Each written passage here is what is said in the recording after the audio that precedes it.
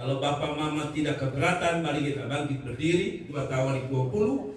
Hanya ayat yang ketiga. Yang lain nanti saya baca pada waktu saya menyampaikan firman Allah atau khotbah ya.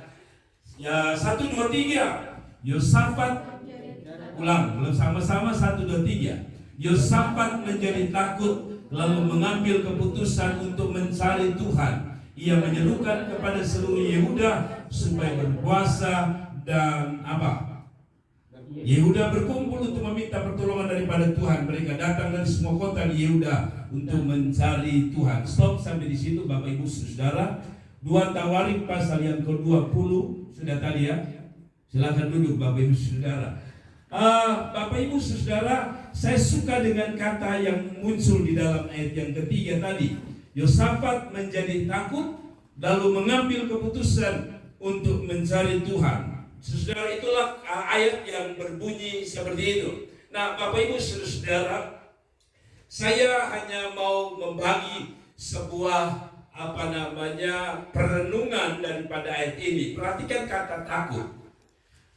Saya coba-coba buka tadi searching di internet tentang kata takut. Siapa yang tidak pernah takut? Ada orang yang saya selalu dengar dia bilang gini, beta sudah takut dengan satu manusia pun. Ya, saya tidak pernah takut dengan apapun. Saya pikir orang itu bohong sekali ya. Takut adalah sesuatu yang normal. Takut itu katanya dari bahasa Yunani, yaitu yang muncul kita sering kenal kata fobia, ya. Fobia, ya di sini kita ada marga fobia ya. Tapi fobia itu sebenarnya dari kata Yunani phobos, yang diambil dari seorang atau salah satu dewa Yunani yang suka menakut-nakuti musuhnya. Jadi fobia muncul kata yang kita kenal fobia. Maka fobia itu kalau boleh saya bilang ketakutan yang berlebihan atau ketakutan yang tidak beralasan kadang-kadang. Misalnya, saudara, setiap kita ada yang takut naik pesawat. Ya, mulai naik dia berdoa sampai turun dia berdoa. Dia tidak menikmati perjalanan pesawat itu. Ada orang yang takut dengan serangga, ya, tikus misalnya, kecoa misalnya, orang takut. Tetapi itulah yang disebut dengan takut. Setiap kita punya jenis-jenis ketakutan. Kalau ada orang bilang dia tidak takut, sekali lagi saya anggap dia pembohong di dunia. Termasuk pendeta sekalipun. Setiap kita punya rasa takut. Nah, pertanyaannya, mengapa harus Tuhan izinkan kita punya rasa takut? Kalau saudara tidak percaya, tadi kita baru baca. Ketakutan ini bukan dari seorang anak yang baru belajar jalan kemarin. Ketakutan ini lahir dari seorang yang disebut raja. Raja itu bernama Yosafat. Jadi tadi saya bilang, kalau ada orang bilang dia tidak punya rasa takut, itu saya anggap dia pembohong di dunia. Jadi rasa takut itu biasa. Nah, tetapi pertanyaannya adalah tadi saya bilang, mengapa kita harus diberi rasa takut? Sederhana Bapak Mama. Kalau kita tidak punya rasa takut, maka kita cepat mati. Saya ulangi lagi. Kalau kita tidak punya rasa takut, kita cepat mati. Contoh, Bapak Mama yang biasa bawa kendaraan pasti punya rasa takut. Sekalipun kita sudah biasa bawa kendaraan. Saya suka bawa mobil kencang-kencang. Tapi sebenarnya ada rasa takut. Apalagi kalau sudah nyelip-nyelip di luar kota. Itu saya tahu persis bahwa mobil-mobil luar kota itu selalu kencang. Kapan saja tiba dan kita bisa tabrakan. Ada rasa takut. Tetapi pertanyaannya, kok bagaimana mungkin seorang raja yang bernama Yosafat, seorang raja yang punya pengawal, punya rasa takut? Nah, sekali lagi, kita punya rasa takut beda. Ada orang punya rasa takut masa depan. Tidak tahu besok ini kerja apa, makan apa, minum apa, pakai apa. Tapi mengapa sekali lagi Tuhan izinkan rasa takut? Mari kita belajar. Mengapa Tuhan izinkan ada rasa takut? Ya, ada orang yang karena divonis dokter mengatakan penyakit ini, mama, wah ini penyakit bahaya. Orang takut dengan kematian. Ada orang takut dengan mayat. Ya, Maka saya juga lihat ada anak persekutuan 2 masih takut dari mayat juga, saya heran luar biasa. Tapi kalau nyanyi Allah luar biasa, padahal biasa dia di luar, Allah luar biasa. Maksudnya saya kenal ada orang persekutuan 2 yang takut setan luar biasa. Aduh kasihan sekali. Tapi sudahlah, kita tidak bahas itu. Tapi pertanyaan saya, kenapa ada rasa takut? Saya tanya dulu Bapak Mama, jujur, Anda punya rasa takut? Ada. Setiap kita, saya punya rasa takut tersendiri, yaitu kalau otomatis kesalahan ini anak dong sampai lihat gitu. Ya, selalu kalau orang tua tuh selalu pikir gitu. Beta mati kesalahannya anak. Apalagi kalau maaf ya, tua-tua baru tua kasih karunia anak. Itu ada rasa takut. Ini beta mati ini anak dong masih kecil sampai lihat. Setiap kita punya rasa takut. Pertanyaan yang mengapa Tuhan izinkan rasa takut itu ada? Mari temukan jawabannya. Mengapa Yosafat harus punya rasa takut? Kalau Bapak Ibu baca, sebenarnya dia ada musuh yang bernama Bani Moab dan Bani Ammon yang mau serang Yehuda sebagai satu kota yang akan diserang. Dan Bapak Ibu tahu bahwa pada zaman itu kalau yang namanya perang, kalau kalah maka bagian menang enak, disanjung, diberi tepuk tangan. Tapi yang kalah, saudara-saudara, kalau saudara baca cerita orang raja-raja Israel, para musuh itu dipotong, dipenggal, ya. Istri dan anak-anak bisa saja diambil jadi budak. Mengerikan sekali. Nah, kalau begitu mengapa Tuhan izinkan kita punya rasa takut? Kalau Bapak Ibu setuju dengan saya kita punya rasa takut, saya tidak tahu takut apa yang sedang kita takut. Ada orang berkata sejak Jokowi mengatakan 2023 akan ada resesi. Para pengusaha takut, para pebisnis takut, para ekonom takut. Nah, itu saya bilang, kenapa Tuhan harus izinkan rasa takut itu? Kita masih punya rasa takut yang belum melenyap, yaitu rasa takut yang seroja. Sebenarnya Kupang ini kan sudah sedang musim parah. Tapi lihat, angin bervoice ini kita bilang, oh Tuhan, tolong kami semua. Karena ada satu masa lalu, yaitu seroja. Tapi saya pikir rasa takut perlu. Tadi saya bilang, kalau saya tidak punya rasa takut, saya gampang mati tadi. Kenapa? Rasa takut itu membuat saya keturunkan gas mobil saya. Waktu saya rasa ini terlalu kencang, saya kasih turun. Kenapa? Ada rasa takut kalau kecelakaan. Nah, kembali pada firman Allah, mengapa Tuhan izinkan ada rasa takut? Satu, sederhana, supaya kita belajar cari Tuhan sungguh-sungguh. Sekali lagi, kenapa ada rasa takut? Supaya kita cari Tuhan ini jangan main-main. Tidak ada kata amin. Tapi saya baca untuk Bapak Ibu supaya tahu bahwa benar. Mari kita baca ayat yang ke-1 dan ayat yang kedua. Alasan yang pertama, Tuhan izinkan Yosafat punya rasa takut dan kita semua punya rasa takut. Ya maaf, takut untuk tidak menikah. Apapun itu, satu alasan pertama bagi saya, supaya kita cari Tuhan tidak main-main, tapi cari Tuhan sungguh-sungguh. Ayat 1-2 saya baca dari 2 Tawarikh 20. Setelah Bani Moab dan Bani Ammon, ini bangsa-bangsa yang cukup ditakuti pada zaman itu, datang berperang melawan Yosafat bersama-sama sepasukan orang Meunim. Datanglah orang memberitahukan Yosafat suatu laskar besar datang dari seberang laut Asir dan Edom menyerang tuanku. Sekarang mereka di Hasezon Tamar, artinya dong sudekat, yakni En-Gedi. Lalu ayat 3 muncul, Yosafat menjadi takut lalu mengambil keputusan mencari Tuhan. Ayat 4, dan Yehuda berkumpul untuk meminta pertolongan daripada Tuhan. Mereka datang dari semua kota Yehuda untuk, sekali lagi dia bilang apa? Cari Tuhan. Jadi ketakutan apapun yang kita alami, rasa takut mati, rasa takut masa depan, rasa takut apapun yang sedang bergejolak dalam diri kita, sebenarnya satu, supaya kita cari Tuhan sungguh-sungguh. Coba lihat, itu orang-orang yang naik kapal feri mau menuju roti, apalagi angin, dia tidak tahu berdoa. Itu hari dia cari Tuhan. Betul, itu hari juga biar dia orang bilang kafir begitu kafir. Tapi hari itu saya percaya minimal dia bilang, oh cari tanpa pun. Orang kalau sakit parah-parah dia omong paling gampang, Bapak, saya dengar dokter bilang 3 hari lah Bapak out kan? Iya Bapak udah meninggal. Mau saya ajar untuk cari Tuhan, aduh mau. Terlalu gampang orang untuk mencari Tuhan pada rasa takut. Ada amin. Setiap kita kalau muncul rasa takut itu harus cari Tuhan. Saya diberkati dengan seorang hamba Tuhan di Jawa Tengah, di Jawa Timur, waktu saya dengan istri baru-baru ikut acara di Brigade. Dia mengatakan begini, kapan kita harus cari Tuhan? Pada saat Anda merasa gelisah dan merasa takut. Benar, kita tidak ada penyebab tiba-tiba hati ini gelisah. Yang orang Kupang bilang perasaan sonde enak. Sebenarnya katanya itu adalah signal untuk kita cari Tuhan. Tapi kita ini kan selalu aneh-aneh. Kalau perasaan tidak enak kita bukan kesempatan, itu signal. Seperti orang lapar. Itu signal untuk apa? Makan.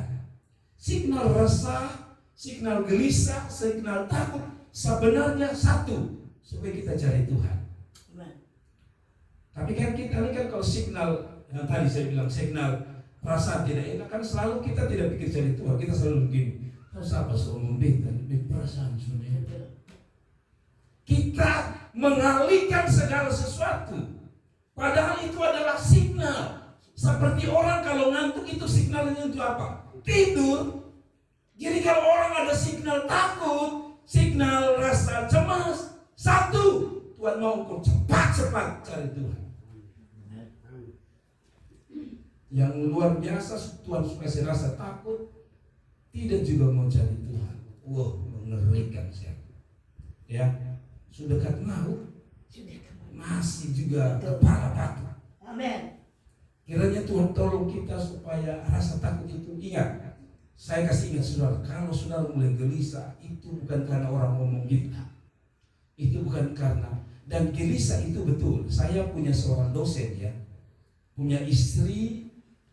Satu waktu suaminya ini pelayanan keluar kota.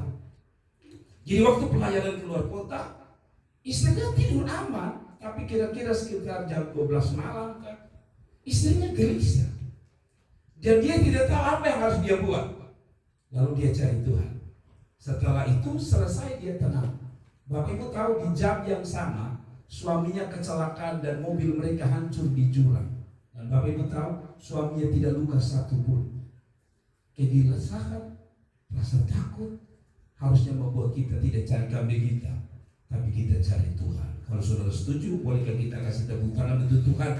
Bahwa Tuhan kasih signal itu bukan untuk supaya kita tidak tenang, tapi justru ketidaktenangan itu membuat signal kita makin kuat. Saya harus cari Tuhan. Yang kedua, mengapa Tuhan harus izinkan punya rasa takut? Khusus rasa takut akan masa depan, rasa takut akan kematian, rasa takut apapun, Tuhan izinkan supaya kita belajar. Yang kedua, taat sama Tuhan. Ayat yang ke-17, coba kita lihat. Sebelum itu kita lihat dulu ayat yang ke-9. Poin yang kedua adalah supaya kita tekun dalam doa, atau supaya kita mau berdoa. Saya minta maaf. Poin yang kedua, kenapa Tuhan kasih rasa takut? Supaya kita mau berdoa. Ayat yang ke-9, coba Bapak Ibu lihat. Bila sesuatu malapetaka menimpa kami, yakni pedang, penghukuman, penyakit sampar. Perhatikan Bapak kata-kata ini. Kelaparan, kami akan berdiri di muka rumah ini, di hadapanmu, karena namamu tinggal di dalam rumah ini. Dan kami, perhatikan kata ini, akan berseru kepadamu di dalam kesesakan kami, sampai engkau mendengar, menyelamatkan kami. Saudara, dari ayat ini saya belajar ini, saudara. Dia bilang, dia mendefinisikan kalau rasa takut itu karena apa? Ini terjadi malapetaka, apalagi dia bilang pedang, penghukuman, penyakit. Jadi kalau Tuhan izinkan Anda penyakit dan dokter mengatakan ini tidak mungkin sembuh, itu sengaja diizinkan Tuhan supaya engkau lebih kuat di dalam berdoa. Kalau engkau dengar berita tentang keluargamu, tentang suamimu, tentang istrimu dan anak-anakmu yang membuat engkau rasa takut dan kecewa sekalipun, satu, Tuhan izinkan itu untuk engkau. Yang kedua, engkau jadi orang yang suka dan mau berdoa. Tadi saya bilang, saya cerita ya mengenai si Roja. Kebetulan rumah saya di Oibah. Saya mendengar banyak cerita lucu. Waktu Seroja itu katanya waktu angin itu hantam, istri-istri yang cerita, Bapak Pendeta tahu tidak? Saya laki itu tidak tahu berdoa, itu malam dia penyembahan lebih dari saya. Jadi satu waktu ada istri yang juga tidak tahu berdoa, dan Bapak bilang begini, karena Seroja itu sudah kuat sekali, dia lihat istrinya diam. Jadi dia bilang, Mama, istrinya tidak menjawab. Mama, istrinya tidak menjawab. Mungkin karena takutnya. Tapi dia pikir ini istri semua, jadi dia pegang di pos ini, tes. Rasanya juga tidak bergerak. Jadi dia goyang dia istri. Mama. Mama bilang, setan satu. Orang ada berdoa, ganggu. Tapi mau saya adalah orang kalau sudah takut pasti berdoa. Jadi saya bilang, di Ferry itu kadang-kadang saya lihat dia lu mabok. Kalau sudah gelombang kuku aku hantam, sadar memang. Mulai bilang darah Yesus. Sebenarnya ada satu kata di situ, seruan. Ada amin. Bapak Mama, rasa takut dengan apapun memaksa kita untuk berdoa. Ada orang punya rasa takut dengan koperasi. Jadi kalau pegawai muncul dia maka kalaupun sudah takut, Tuhan beta belum dapat doa bayar ini, ya berdoalah. Ada amin. Saya masih ingat dulu waktu saya baru pertama kali kredit motor ini, yang paling menakutkan saya bukan istri saya, bukan siapa, yang paling menakutkan adalah tanggalnya. Setiap tanggal untuk kami harus bayar, saya ketakutan. Karena saya sulit ada tetangga pemotor ditarik. Jadi setiap kali saya dekat-dekat tanggal ada rasa takut. Dan dalam rasa takut itu saya berdoa, Tuhan, yang kasih malu. Tiba-tiba orang tarik, lalu orang bilang, nah, harga sampai rumah open date terjadi rumah. Harga apa? Motor belum bayar. Itu menakutkan bagi saya. Tapi saya mau bilang, pada waktu saya belajar untuk kredit motor pertama kali, saya belajar tentang apa itu berdoa banyak. Setiap tanggal-tanggal itu saya berdoa. Dan orang yang janji, namanya manusia ya. Dia bilang kalau Bapak mau kredit, nanti Bapak bayar setengah, beta setengah. Namun dia bilang kalau saya diberkati, saya bayar semua. Dan puji Tuhan, memang setiap tanggal itu kami harus menangis di bawah kaki Tuhan. Tuhan, tolong jangan permalukan kami. Akhirnya 36 bulan itu kami bayar lunas. Dan orang itu mulai hanya bulan kedua kalau tidak salah, kami bayar setengah. Setelah itu kami berdoa dan memang jantungan sedikit, tapi setiap kali tanggal kami selalu bayar tepat pada waktu. Tapi manusia kan, aduh jangan sampai baik Tuhan lupa bawa uang. Tapi itulah yang membuat saya kuat dengan doa. Saya punya keponakan satu, tidak tahu berdoa, tapi waktu istrinya divonis kanker, saya lihat bagaimana dia memimpin doa. Lahir pendeta-pendeta baru tiba-tiba gara-gara ketakutan. Mama, Bapak, saya tidak tahu apa yang menjadi perasaan kita. Tapi bila itu ada, Tuhan mau latih kita untuk berdoa. Nah, memang tidak setuju kita takut. Tetapi dari pelajaran ini kita belajar kalau rasa takut itu datang. Sekali lagi saya menggunakan kata yang sama. Itu signal untuk kita berdoa. Dan yang ketiga, mengapa rasa takut itu harus ada dan diizinkan Tuhan, apapun bentuk takut itu. Ayat 17 coba kita lihat. Dalam peperangan ini tidak usah kamu bertempur. Hai Yehuda dan Yerusalem, tinggallah berdiri di tempatmu dan lihatlah bagaimana Tuhan memberikan kemenangan kepadamu. Jangan kamu takut dan terkejut, majulah besok menghadap mereka. Tuhan akan menyertai kamu.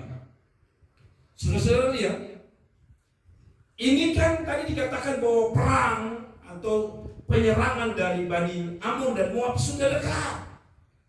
Dan sebagai orang yang sudah biasa berperang, seorang raja akan menyiapkan pasukan, betul ya? Saya masih ingat zaman-zaman dulu itu, saya masih kecil itu zaman-zaman geng-geng. Ada geng Oi Pura, ada geng Oi Bakang, Solo, Air Mata gitu. Dan saya ingat satu persatu sore, kira-kira jam-jam begini, orang dari kampung Solo itu masuk kampung kami dan dipimpin oleh kepala desa. Waktu itu masih kepala desa. Dia naik di atas mobil, dia masuk. Dan setiap kami sudah siap pisau di rumah masing-masing. Saya ingat persis. Termasuk bapak saya sudah asal di pisau potong sapi punya itu. Kami sudah taruh di situ. Untuk siap-siap. Yang namanya orang mau serang, kita harus siap, betul ya? Tapi inilah terbalik. Sebenarnya mereka harus asah pisau, asah tombak untuk menyiapkan perlawanan mengenai Bani Amon dan Bani Moab. Tapi kalau saudara baca Tuhan begini, ingat ya, besok jangan bikin apa-apa, diam saja, biar aku yang berperang. Ini gila namanya. Sudah mau mati, sudah mau diserang, Tuhan suruh tidak boleh bikin apa-apa. Dan pertanyaan saya, apakah Israel lawan Tuhan? Tidak. Mereka tidak siapkan apapun, mereka diam. Saya selalu bilang, mengapa rumah tangga kacau? Karena pendeta seumur bilang, mama kalau bapak tua terlalu marah dia. Mama tua bermulu bilang apa kabar? Kalau sudah berfalungku baru kabar. Jadi kalau Tuhan bilang dia, ya. Ada amin mama-mama ya. Kadang-kadang bukan Tuhan tidak mau tolong, hanya kadang-kadang kita yang bikin perkara tambah besar. Ada amin. Makin bapak tua ngotot dia. Dalam hati dalam namanya tutup mulut. Jangan lu ngomong langsung, bapak tutup lu mulut. Habis. Jadi kadang-kadang Tuhan ingin kita diam dalam hadirat Tuhan. Ada amin. Tak, itu penting. Kecenderungan kita jujur ya, kecenderungan kita ketika orang menyerang, persiapan kita adalah membalas. Dalam pelayanan saya tidak tahu bapak mama. Dalam pelayanan ini kadang-kadang kan ada orang-orang yang mulutnya yang keliling jatuhkan kita. Betul ya? Kita pelayanan baik juga jelek di mata dia. Kita pelayanan luar biasa juga jelek di mata dia. Selalu rasanya mau ketemu dia lalu bilang, lu mau apa sebenarnya? Dia kan kita gitu kan? Jujur sama kita. Kalau lihat orang-orang model gini rasanya pegang di batang leher patah atau orang lupa. Tapi kadang-kadang Tuhan suruh dia menyakitkan. Apalagi kalau saudara tidak salah, orang menjatuhkan saudara itu menyakitkan. Tapi saya punya pengalaman orang-orang yang menjatuhkan saya. Ketika saya diam, saudara apa yang terjadi? Saya dapati orang-orang ini, saya tidak berdoa untuk mereka hancur ya. Tapi saya lihat bagaimana Tuhan memproses orang-orang itu. Mereka akhirnya benar-benar, ya kalau saya betapa kasarnya kalau saya bilang, betapa hancurnya kehidupan mereka. Tapi saudara jangan berdoa ya, mama-mama ini ya. Jengkel-jengkel baik tua, kalau dia batuk-batuk jangan bilang Tuhan, lanjutkan Tuhan. Biar kau dia out satu kali, itu bagian Tuhan, bagian kita diam saja. Amin. Amin. Kadang-kadang ada orang-orang sudah bisa betul stop 20 mulut. Rasanya karunia bicara hebat sekali di dalam hidupmu. Pokoknya mereka paling hebat dan luar biasa. Nah tapi sudahlah, maksudnya begini. Tuhan suruh mereka jangan perang. Betul mereka tidak perang. Bapak Ibu tahu, ini kalau kita baca rasanya enak kan? Minimal kalau tidak perang, saya kalau jadi Yosaf saya bilang, oke lah Tuhan, kalau tidak perang, kasih kesempatan saya pegang tameng. Jadi kalaupun misalnya dia potong pun saya main tameng, saya tidak akan potong dia. Tapi Alkitab berkata tidak buat apa-apa. Banyak kali Tuhan bukan tidak mau bekerja, tapi kita tidak sabar di dalam satu hal, yaitu ketaatan. Taat itu tidak gampang Bapak-Ibu. Tapi saya selalu bilang taat itu, Bapak Ibu dengar ini, taat itu dia punya nilainya kekal. Taat itu nilainya kekal. Dia bukan hanya berlaku di sini, nanti dia berlaku sampai surga. Kan yang dicari pasti yang taat. Jadi ketaatan itu bukan hanya untuk melahirkan mujizat. Nah, dengar baik-baik. Ketaatan itu bukan hanya untuk melahirkan mujizat dan pertolongan. Ketaatan itu adalah kunci untuk dari bumi sampai surga. Makanya dia bilang, sahabat selangkau yang setia, di dalam diri itu ada nilai ketaatan. Taat itu tidak gampang. Gampang saja. Taat itu menghasilkan banyak pertolongan. Contoh ya tidak usah jauh-jauh. Istri saya ini kan suka lambung. Dan setiap kali dia lambung, saya selalu kasih ingat, Ma, jangan terlalu lombok-lombok lah. Tapi kan ibu-ibu ini kalau bukan lombok juga, dan masa-masa. Kan gitu. Nah, tapi kalau sekarang saya bilang itu tuh janganlah. Lihat, seandainya kita taat saja, kita sembuh, ngerti ya?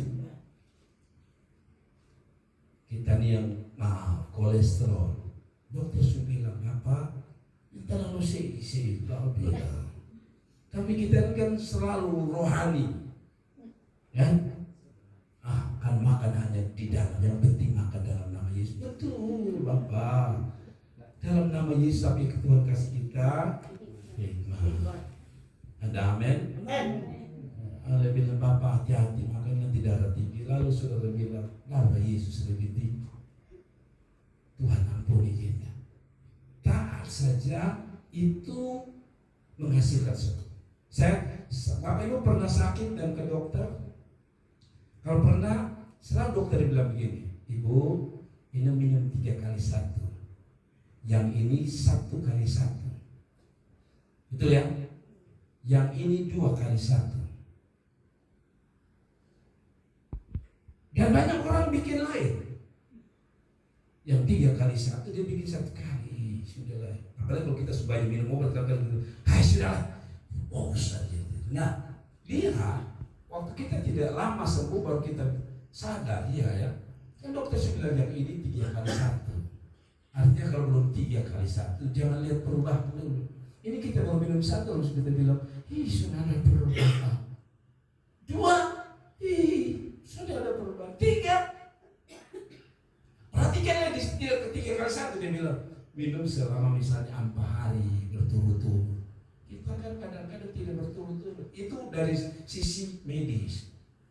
Ternyata dokter punya aturan. Kalau kau langgar ada akibatnya. Kau tidak bisa sembuh misalnya. Apalagi dalam Tuhan. Tuhan kasih signal ketakutan, kecemasan apapun supaya kita belajar taat sama Tuhan. Ada amin. Ada amin. Ada amin. Anak-anak saya kalau sudah keluar usia wanita, masih mereka mulai was-was kalau sudah di atas jam 9 atau jam 10. Karena mereka belajar satu kata tahan. Selalu mereka bilang tambah 5 menit. Oh tidak, ulang. Tapi selalu kalau sudah di atas itu pasti mereka lihat mau cerita kawan pasti dia jam. Itu waktu untuk saya minta mereka tahan. Ulang. Demikian dengan hidup kita. Taat itu penting. Perhatikan. Peristiwa perkawinan di Kana. Yohanes pasal 2 ayat 11 dimulai dari ketaatan. Ibu dia bilang, kalau disuruh apapun oleh Yesus, buat saja. Lalu Tuhan bilang, isi tempat sampai penuh. Mereka isi sampai penuh dan terjadi mujizat. Jadi saya mau bilang, ketaatan itu buahnya, hasilnya luar biasa. Orang yang taat belajar, waktu gurunya suruh belajar sungguh-sungguh, pasti dia dapat nilai baik. Betul? Orang yang melayani Tuhan dengan ketaatan, saya pikir Tuhan akan beri Anda penghormatan luar biasa. Ketaatan itu penting. Tapi untuk taat ini kan tidak gampang. Contoh, saya termasuk kadang-kadang merasa berdosa juga. Apalagi kalau pelayanan terlambat, lampu merah. Orang Kupang ini kan tidak suka dengan yang namanya lampu merah. Pas lampu merah dia lari, alasannya pelayanan. Tapi suka berakan kita berusaha dan mau betul ya taat itu penting. Saya kalau waktu saya belajar mobil pertama kali dan nyetir ke luar kota, saya diajar ini. Kalau kamu baru pertama kali ke luar kota, entah kok kamu bawa mobil, ke motor, selalu ada di jalurmu, engkau aman. Dan itu saya pegang sampai hari ini. Keponakan saya baru-baru coba menyetir. Ya saya tahu dia satu, dia tidak taat untuk berada di jalurnya. Kalau Bapak Ibu lihat kan ada pembatas di jalan. Selama Anda ada di pembatas itu, Anda selamat. Tapi kalau Anda keluar sedikit, apalagi di tikungan itu kan selalu kita cenderung untuk keluar, pasti kecelakaan. Nah, bayangkan manusia bikin saja, dia tahu bahwa ada sesuatu yang menyelamatkan saudara, apalagi taat sama Tuhan. Nah, contoh lagi, dulu saya pikir itu garis-garis yang di aspal itu, kan ada garis yang panjang tanpa putus-putus, ada yang putus-putus. Mungkin kita semua, dulu saya berpikir gini, oh ini karena yang satu yang panjang itu karena dia sudah mau terlalu banyak kerja, tarik sekali ke panjang. Satu ini yang sepotong ini saya pikir, oh karena dia pikir daripada sudah ada kerja biar sepotong supaya cek tidak habis. Ternyata itu ada maknanya. Dan saya lihat banyak orang belum memahami itu rambu-rambu. Yaitu kalau yang panjang itu artinya tidak boleh lambung. Makanya kalau Bapak Ibu lihat pasti ada di tikungan tajam, ya tikungan yang kita tidak lihat mobil atau kendaraan depan, pasti itu panjang. Tapi pendek-pendek itu artinya kita boleh lewat, melambung kalau kita mau cepat-cepat. Dan saya ulang-ulang melihat anak-anak muda, mereka tidak mau tahu. Maka saya bilang, kasihan. Kalau mereka ketemu mobil depan pasti mati tambah. Lihat, kita ada di dunia saja punya risiko, punya dampak. Apalagi Anda taat sama Tuhan, surga menghormati saudara. Ada amin. Di dalam ayat itu dia bilang, dan mereka taat, mereka tidak perang, mereka diam, dan akhirnya mereka menang. Dan yang terakhir atau yang keempat, mengapa Tuhan izinkan semua gejolak dalam diri kita, rasa takut, rasa cemas dan sebagainya? Menurut ayat ini, supaya kita belajar percaya. Supaya kita belajar apa? Percaya. Saudara, ayat yang ke-20, Bapak Ibu perhatikan. Keesokan harinya pagi-pagi mereka menuju padang gurun Tekoa. Ketika mereka hendak berangkat, berdirilah Yosafat dan berkata, dengar hai Yehuda dan penduduk Yerusalem, percayalah kepada Tuhan dan kamu akan tetap teguh. Percayalah kepada nabi-nabinya dan kamu akan berhasil. Saudara lihat di sini, rasa takut itu muncul karena Tuhan mau ajar satu, percaya. Nah, padahal percaya itu kadang-kadang menakutkan. Nah, saya ulang lagi ini kata. Percaya itu Tuhan mau. Walaupun percaya itu menakutkan. Contoh ya. Dokter bilang tadi, ibu 3 hari lagi mati. Lalu saudara saya percaya. Percaya itu menakutkan. Percaya itu bukan sekedar sesuatu yang enak. Percaya itu menakutkan. Dalam konteks ini menakutkan. Bagaimana mau mempercayai Tuhan? Sisi lain musuh sudah pegang senjata di depan kita. Dan ini terjadi waktu Yesus dan para murid menyeberang naik perahu. Perhatikan, Yesus ada di situ loh. Tapi sisi lain di luar sana ada gelombang angin hantam luar biasa, rasa takut. Tapi saya mau bilang sebenarnya rasa takut itu diizinkan untuk engkau percaya atau tidak.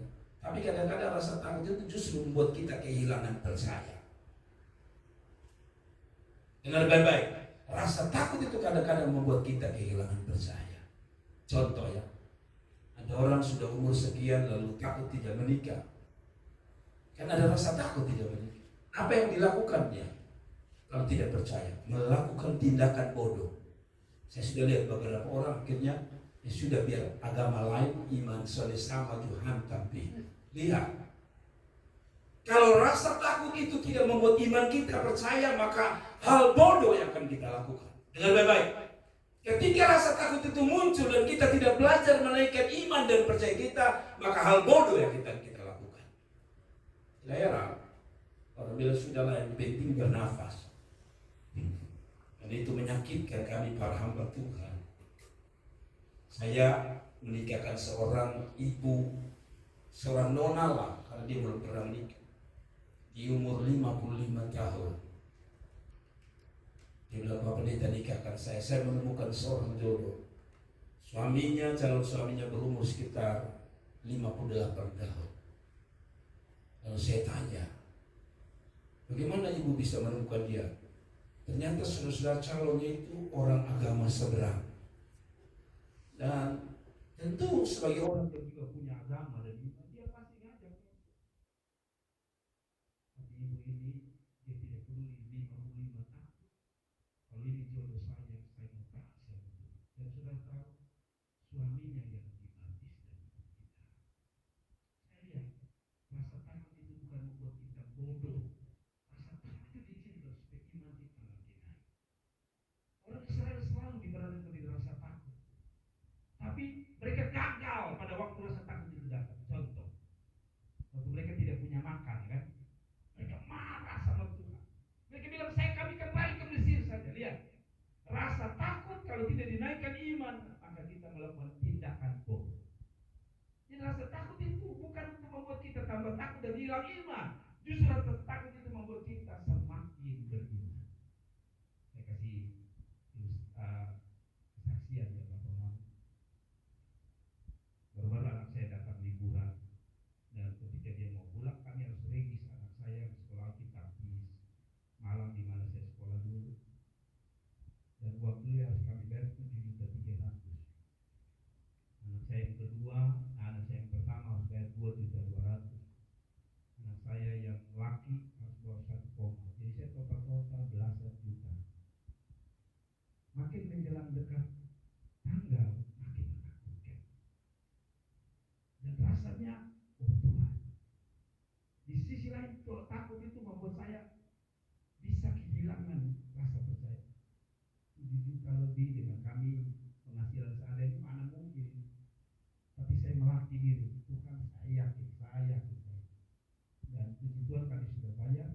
Yang lebih luar biasa, kemarin kami kedatangan hamba Tuhan dari Batam. Dan biasanya kalau mereka datang kami layani. Dan saya tahu persis keuangan kami untuk layani orang-orang. Mereka tidak minta. Jadi saya sudah biasa kalau mereka datang saya layani. Mulai dari kendaraan, makan minum, ya dan sebagainya lah. Saya belajar berbuat.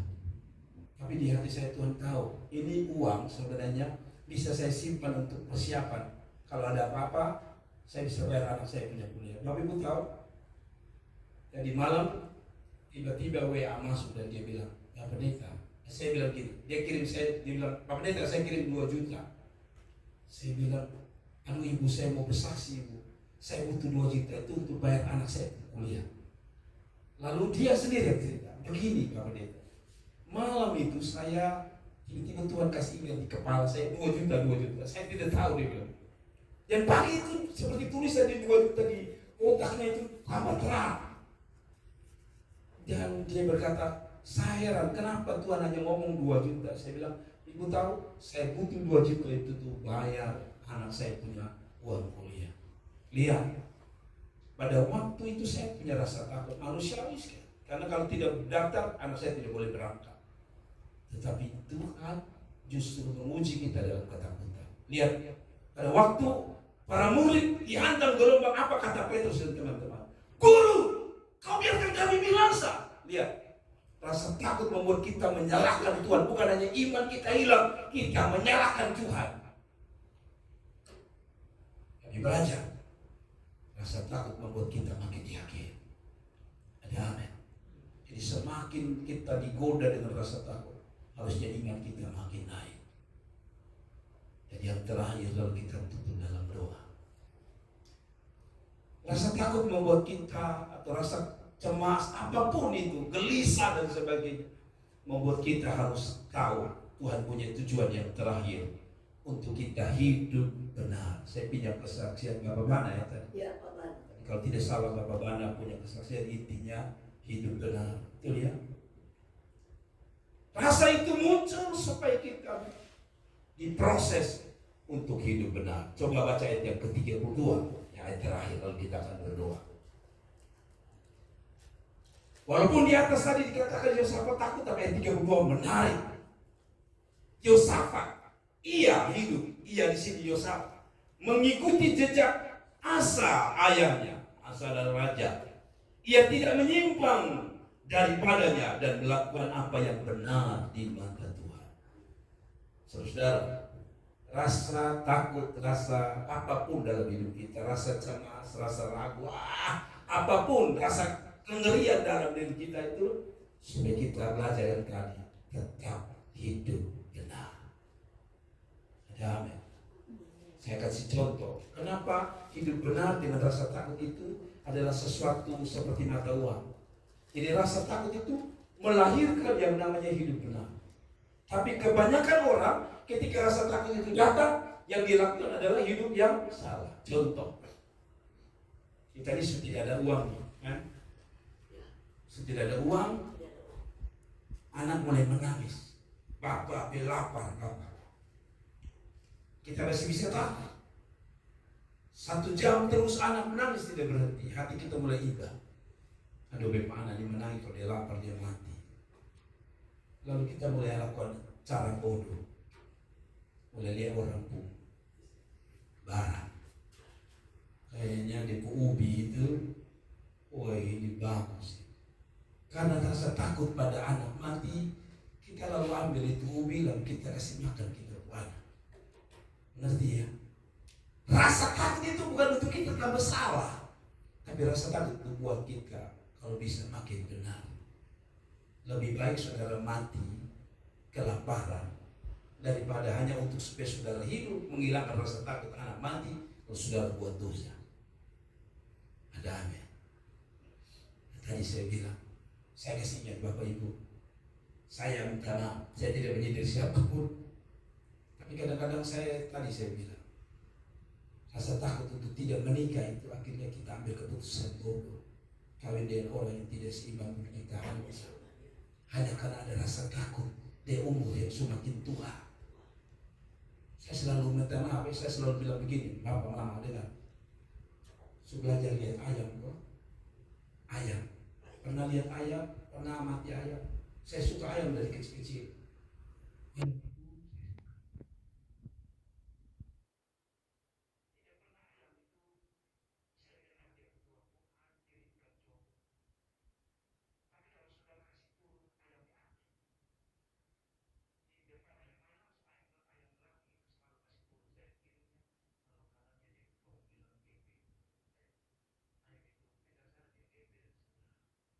Seolah-olah ayam sedang bilang kesian deh. Manusia yang bilang percaya ini punya lengkap.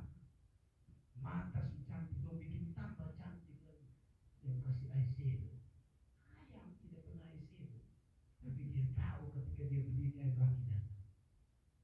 Saya belajar. Oh kita ini yang pakai eyeshadow, anting-anting kayak velg motor bisa. Yang datang kita takut. Itulah. Saya bilang sama anak-anak saya, yang takut sudah dapat jodoh. Tuhan siap ke surga itu punya stok banyak sekali.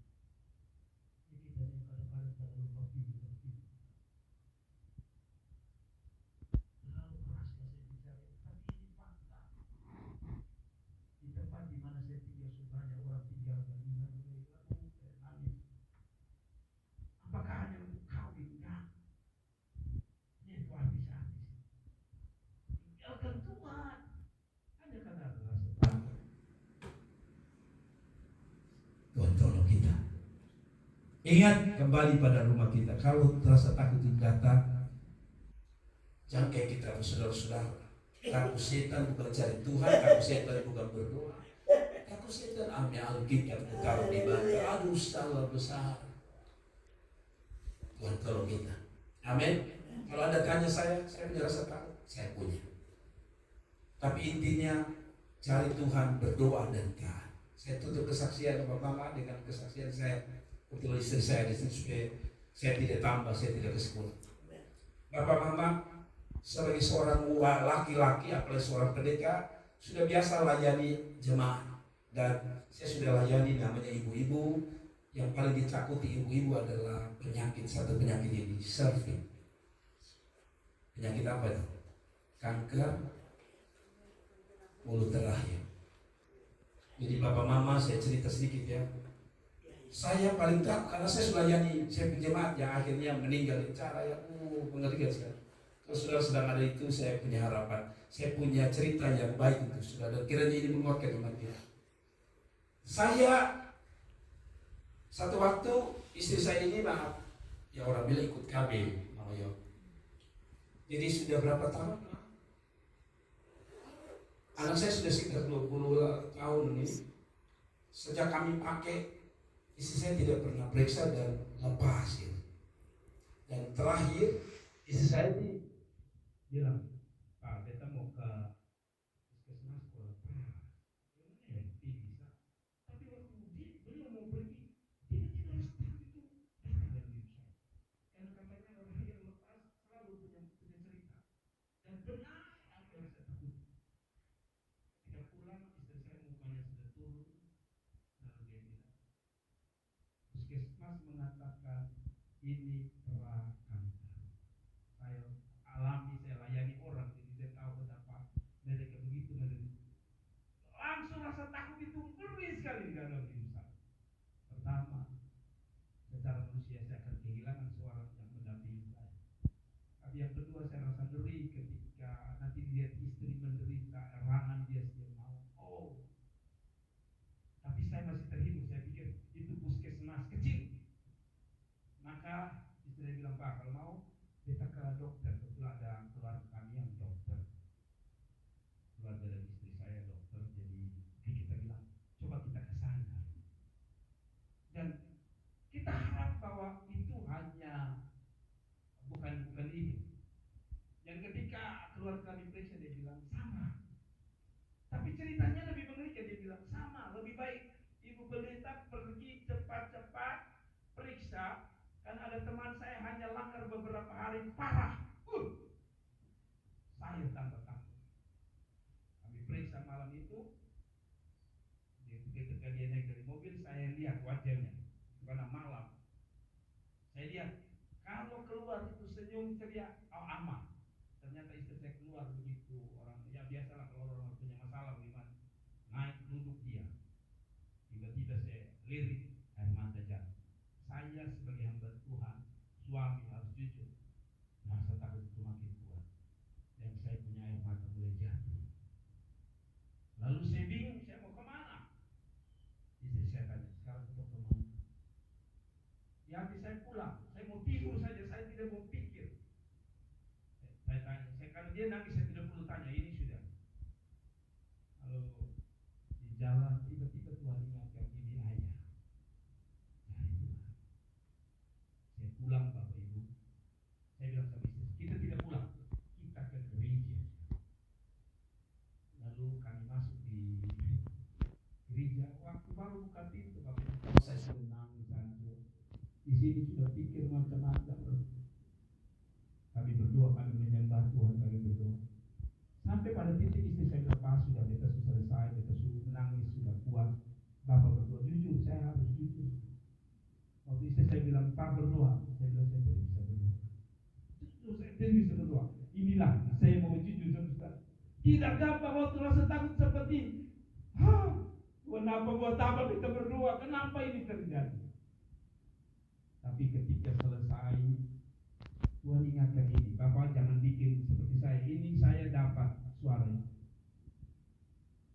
Kalau orang bisa meyakini ada obat yang bisa menyembuhkan kanker, kenapa Apa engkau tidak percaya bahwa darahku mampu menyembuhkan? Saya tiba-tiba ingat perjamuan. Saya bilang istri saya, kita pulang, kita berdoa, ajak anak-anak kita berdoa. Dan saya memimpin perjamuan kudus untuk kami 5 orang. 3 anak saya dan istri saya. Saya bilang, Tuhan, saya percaya darahmu berkuasa. Saya takut Tuhan. Tapi dari takut ini saya mau berseru kepadamu dan aku percaya engkau punya kuasa di dalam darah. Bukan Alkitab berkata oleh bilur-bilurmu. Apa yang terjadi Bapak Ibu? Setelah minum kami akan tenang. Besok pagi saya bilang kita bawa perjamuan lagi. Nah, saya tidak mengandalkan perjamuannya, tapi saya meyakini bahwa perjamuan adalah lambang dari darah dan tubuh Kristus. Jadi kami pergi ke Prodia ya. Nah, sampai di Prodia saya parkir mobil, hati saya sebenarnya kacau. Tapi saya bilang, Ma, sebelum kita masuk ke Prodia, karena ini sudah 2 kali semua menyatakan yang sama. Saya bilang, Ma, minum 1 kali lagi, kita berdoa dan minum, kita percaya kuasa Tuhan. Setelah beliau minum, kami masuk. Dan singkat cerita, mereka mengatakan berapa lama Pak? 2 minggu. 1 minggu. Dalam 1 minggu itu jujur saya tidak bisa tidur. Yang saya takuti adalah membaca kata 1 serving. Bapak Ibu tahu, 1 minggu kemudian hasil data. Saya pegang itu, saya berdoa, saya bilang, Tuhan, kami berserah penuh kepada Tuhan. Kami sudah percaya kepada Tuhan. Bapak Ibu, saya buka. Kan dokter belum buka, saya buka. Saya cari di internet istilah-istilah. Dan hati saya bersuka cita. Saya membacanya bersih. Itu hanya lecet. Tapi sekali lagi saya akan bilang, ini kan lu yang baca, lu bukan dokter. Kami bawa ke dokter. Dokter menyatakan, bersih ibu itu hanya lecet. Tapi saya pikir bukan karena lecet, tapi karena tangan Tuhan yang telah mengerjakan sesuatu. Tuhan memberkati, ingat rasa takut itu muncul supaya kita berserah pada Tuhan. Itu kepala dari